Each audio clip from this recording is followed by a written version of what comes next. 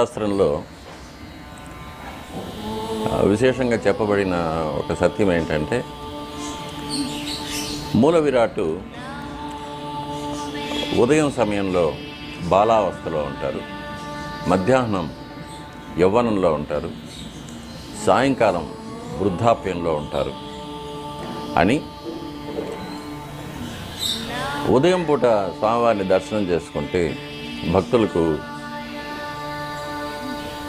ఒక దేహ కాంతి, శక్తి, మంచి విద్య అలవడుతుందని, మధ్యాహ్నం పూట దర్శనం చేసుకుంటే యవ్వనంలో కావలసిన పుష్టి, ఒక వర్చస్సు, మంచి నడవడిక కలుగుతుందని, రాత్రిపూట దర్శనం చేసుకుంటే భక్తులకు ఒక వైరాగ్యం,